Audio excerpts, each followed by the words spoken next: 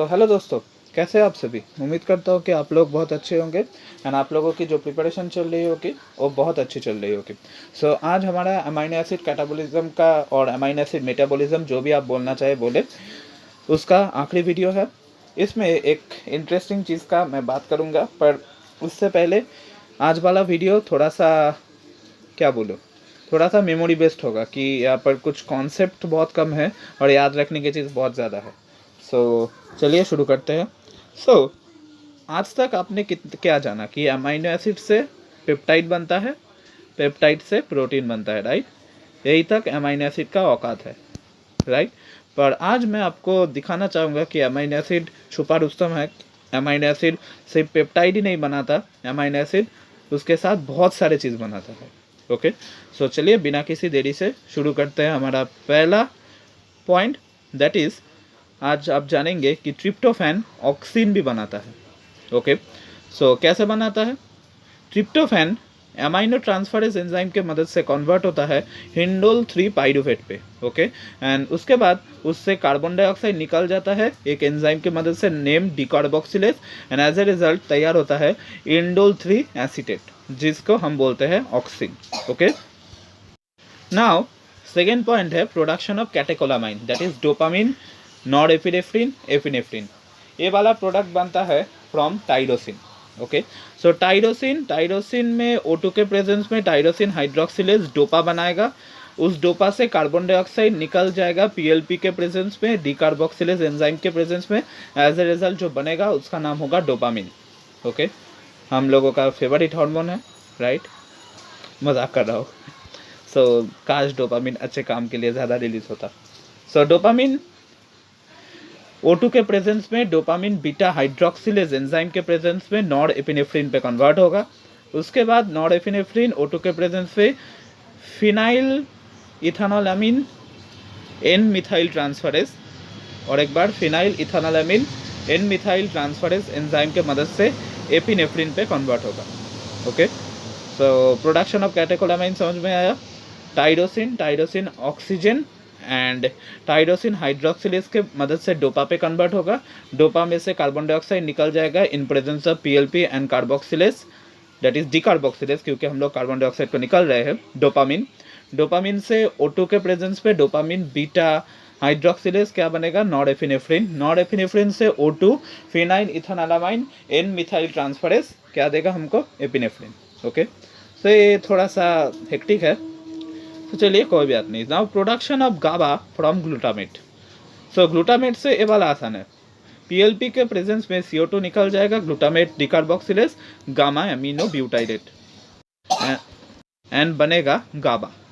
Okay, ये था पहला 3 पॉइंट। एक में हमने देखा ऑक्सिन सिंथेसिस, एक में हमने देखा catecholamine synthesis, dopamine, epinephrine, norepinephrine, और यहाँ पर हमने देखा गाबा सिंथेसिस। ओके, चलो now production of the serotonin from tyrosine कैसे होगा।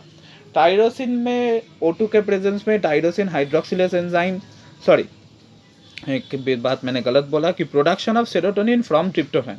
कैसे होगा, ट्रिप्टोफैन में O2 के प्रेजेंस में ट्रिप्टोफैन हाइड्रोक्सिलेज कन्वर्ट करेगा 5 हाइड्रोक्सी ट्रिप्टोफैन पे। ओके, वहाँ पर डिकार्बोक्सिलेज एंजाइम काम करेगा इन presence of PLP and CO2 को निकाल देगा एंड तैयार होगा सेरोटोनिन। ओके, एक चीज़ अगर आपने गौर की कि ट्रिप्टोफैन सेरोटोनिन बनाएगा, ऑक्सिन भी बनाएगा, टाइरोसिन कैटाकोलामाइन बना रहा है एंड हमारा ग्लूटामेट जो है वो बना रहा है गाबा। ओके, उसके बाद हिस्टिडिन बनाएगा histamine in presence of PLPP, CO2 निकल जाएगा, हिस्टिडिन डिकार्बोक्सिलेज एंजाइम काम करेगा एंड आपको हिस्टामिन देगा।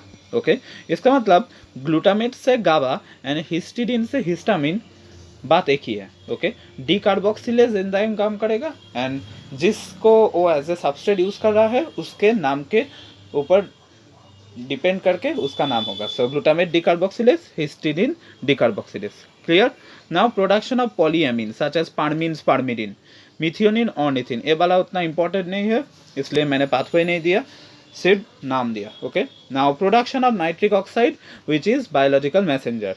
ये तैयार होता है आर्जिनिन से। ओके, सो आर्जिनिन से nitric oxide synthase in presence of O2 तैयार करेगा hydroxy arginine. Hydroxy arginine in presence of O2 nitric oxide synthase तैयार करेगा nitric oxide and citrulline.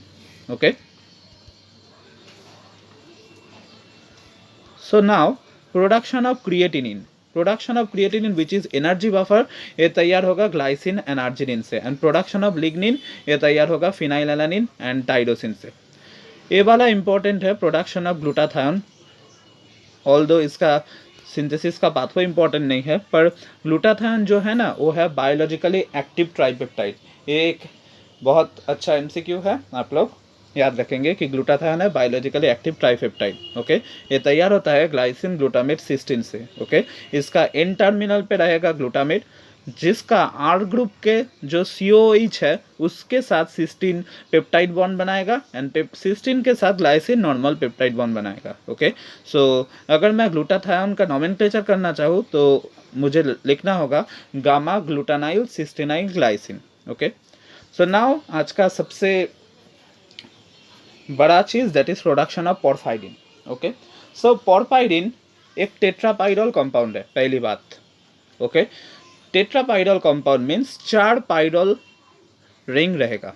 Okay, so porphyrin 4 तरह के होता है, एक होता है हीम, एक होता है क्लोरोफिल, एक होता है फाइकोबिलिन, एक होता है कोबालामिन।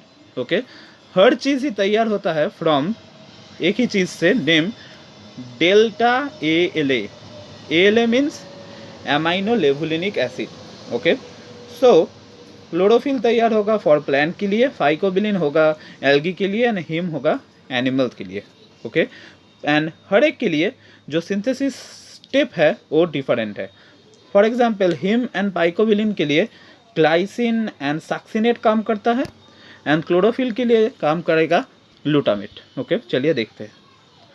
सो हमारे लिए तो एनिमल एंड बैक्टीरिया वाला ही सबसे इम्पोर्टेंट है। सो एनिमल के लिए नाइट्रोजन,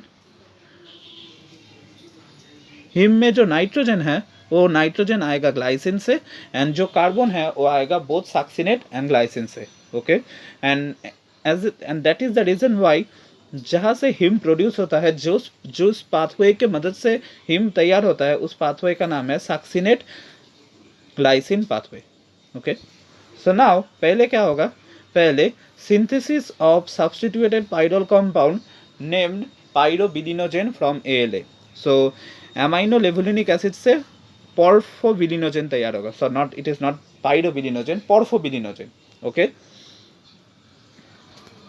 एंड 4 पोर्फोबिलिनोजेन कंपाउंड आपस में कंडेंसेशन होके पोरफाइरिनोजेन बनाएगा।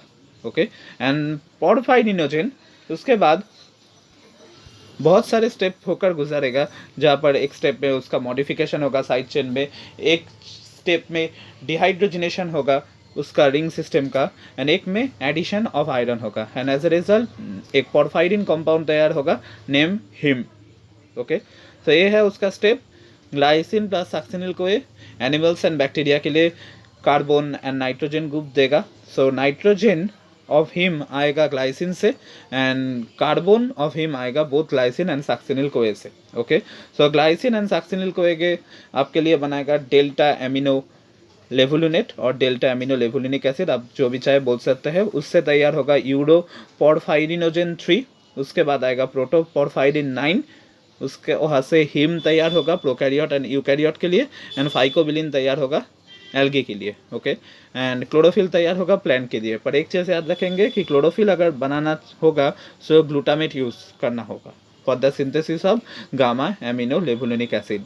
ओके, सो अगर आप इसको पॉइंट की तरह याद रखना चाहते हैं तो पहले याद रखेंगे कि पोर्फोबिलिनोजेन बनेगा from amino levulinic acid and इस पोर्फोबिलिनोजेन और कंडेंसेशन के माध्यम से पोरफाइरिनोजेन तैयार करेगा। पोरफाइरिनोजेन उसके बाद modification of the side chain, dehydrogenation of the ring and addition of iron तैयार करेगा porphyrin compound haem. Okay, haem ही सबसे इम्पोर्टेंट है। ओके, ये चीज़ याद रखना ज़्यादा आसान होगा। जो हमारा पाथवे है uroporphyrinogen 3, protoporphyrin 9, heme. Okay, so choice आपकी है, मैंने 2 ही चीज़ आपको दे दिया। सो यहाँ पर ही हमारा अमाइनो एसिड मेटाबॉलिज्म ख़त्म होता है। सो उम्मीद करता हूँ ये वीडियो भी हेल्पफुल होगा। So thank you for listening to this class.